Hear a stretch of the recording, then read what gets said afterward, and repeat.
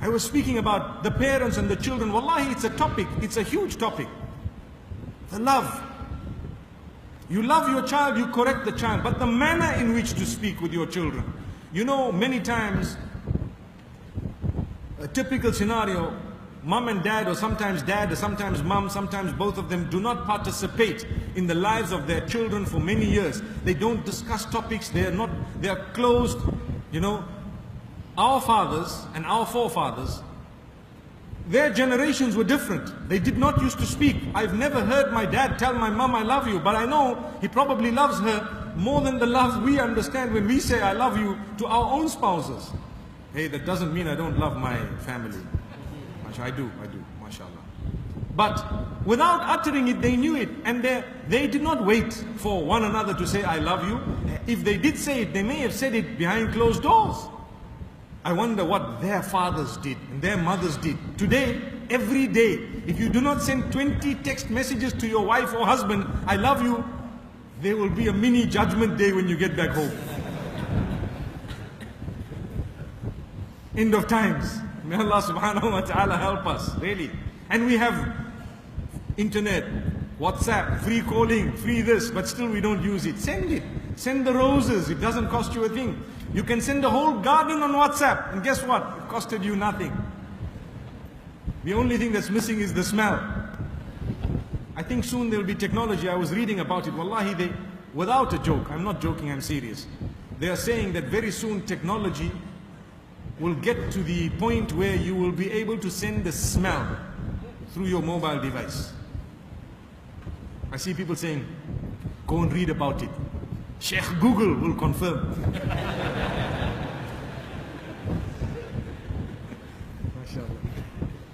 My brothers and sisters, so it's very important for us to know that while technology has advanced and communication has been made so easy with people who are very far away from you, we sometimes forget those who are the nearest. Those who are the nearest. Like I said, our parents, we didn't hear them say that, but in our case, you have to. And you have to spend more time. And the sacrifice levels are less. You have to admit. You have to agree. A long time ago, they would sacrifice. I recall a case where people suffered marital turbulence and they separated for a long time. And many years later, they got together, house on fire, problem solved, everything gone. MashaAllah. But they sacrificed for about, I think, between 5 and 10 years.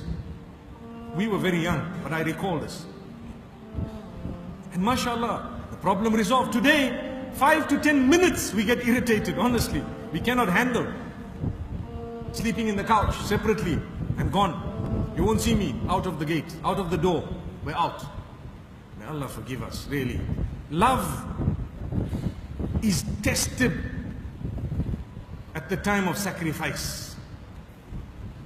When the person you claim to love is now going through the most difficult times of their lives, do you still stand by them? Do you still look at their tears and wipe them off and say, I love you? That is far more genuine. When they've been embarrassed, when they've been struggling with something, when they've lost their money, lost their job, do you still stand by them? And do you still say, I love you? Subhanallah. May Allah help us to sacrifice. Sacrifice for our own children. Like I say, I was giving you the example of how people don't play a role in the lives of their children, and then at the age of 18, your son comes and says, you know, I want to marry this person. You say, no way, not over my dead body.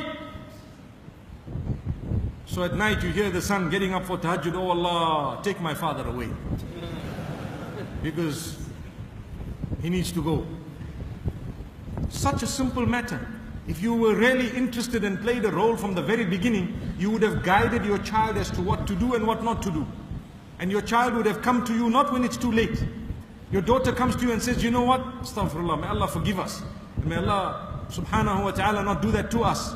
But an example that needs to be given is an unwanted pregnancy.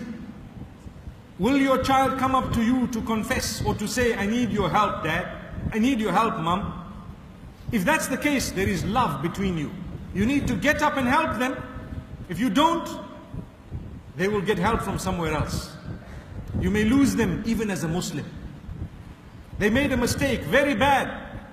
Is it happening? It's happening. In our communities? Yes, in our communities. How are they dealing with it? Well, go and find out. If that happens in your case, may Allah never make it happen to us. But if it does, and it may, and it can, you need to know how to deal with it. True love would make you stand up, rise to the occasion, embrace your child. Say, child, I'm very, very let down by what you've done, but let's see how we can deal with this. Let's see how best we can deal with this. Go for help, seek some counseling, take your child here and there, ask for religious rulings, see what's the case, what has happened. And you don't need to scream and yell, because that doesn't help. We need to be disciplined people. A few years ago, the advice would have been different. But today, the world has changed. Like I said, the ruling remains the same. It's still wrong. It will not be right. But how to deal with the wrong? In a way that it is not repeated. In a way that we do not lose the person as a Muslim. People have left Islam because their parents have not dealt with them in a correct way when they made mistakes. And here come the church, and it provided shelter and help. Come, we'll give you help.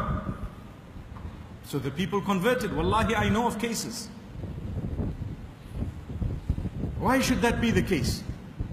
When we have a perfect deen, the problem with us, sometimes we have contaminated it with cultural norms that happen to be far from the deen. And we've always said culture comes with a lot of goodness. But where it makes life difficult for people, and where it contradicts Islam and what Allah has revealed, then we will say that culture is not good.